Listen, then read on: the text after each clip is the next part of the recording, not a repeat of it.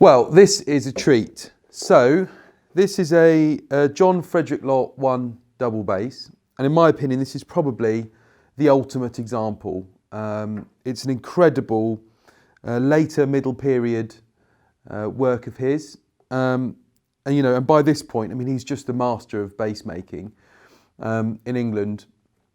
I think probably he's the most interesting out of the English makers. Because he shows a real progression through his making.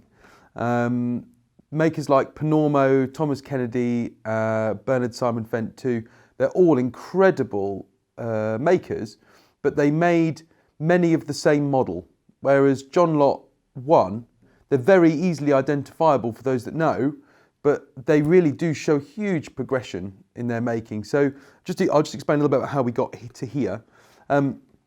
So John Frederick Lott 1 started, or his first sort of notable work is in the Thomas Dodd shop.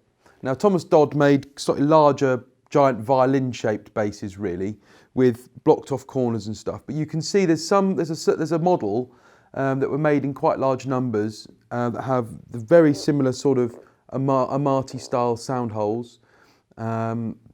And you can sort of see his hand in them. They're a bit bulkier scrolls, but Dodd really had the idea to make a large violin-looking thing rather than what we know as more of a double bass, with the corners and the sort of heavier scroll, etc.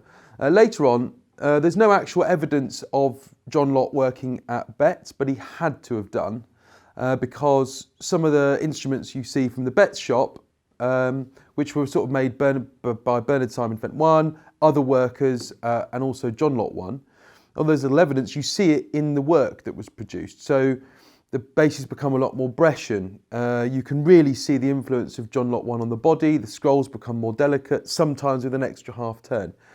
At the point at which he obviously moved on to start to make on his own, you can really still see the influence of Dodd and Betts in the instrument. So they're often quite a small pattern, the early John Lott 1 basses. You often see a more delicate scroll, an extra half turn. Scrolls can be made from pear, and very often they have these same Amati-style sound holes. And these instruments are very nice, but they're not, the quality of the making and these sort of, the inspiration you can take from them is not the same as the sort of early middle period, later middle period, and the late period. So after that, his sort of early middle period, he goes for a slightly larger model, more like this. Again, with still keeping the Amati style sound holes. Also in the earlier ones, you can see double purfling as well.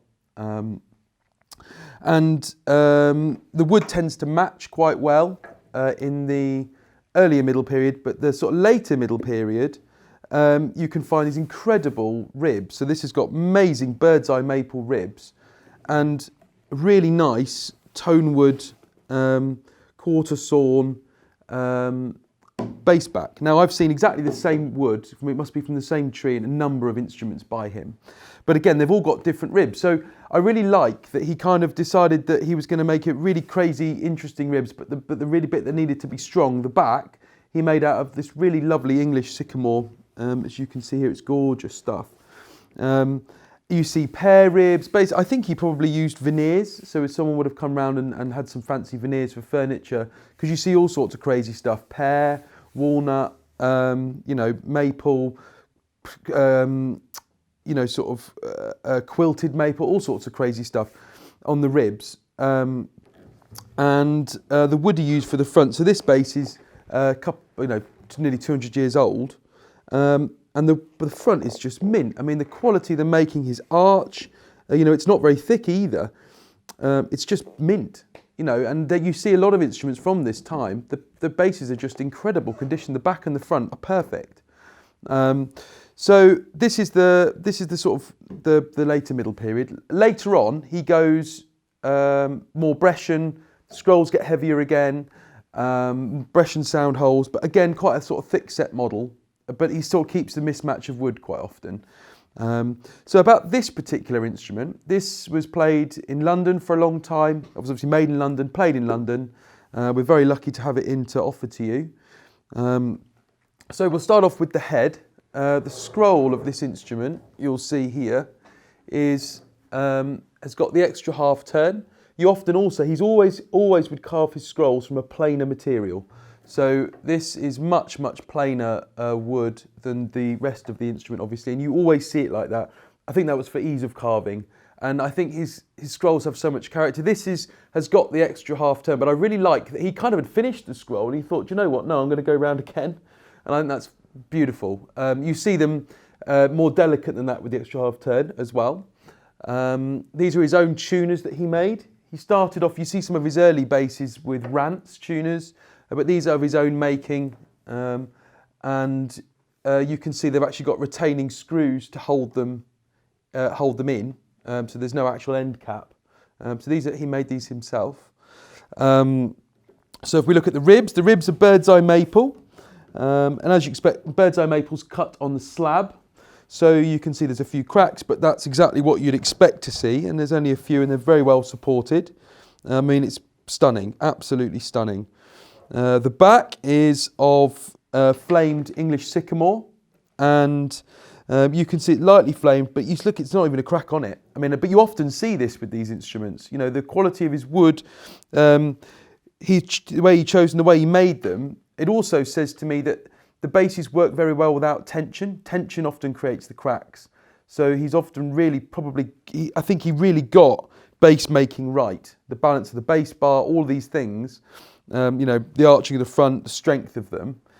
He got them so right that, you know, you just see a bass that's 200 years old in this condition. Incredible. So if we look at the front, again, beautiful medium grained spruce here.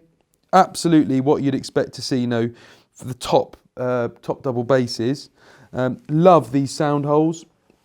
You'll see he did a very small purfling channel, and that sort of continues whatever of his instruments you see, as opposed to say Panormo where it's very deep, or Kennedy where it's not at all.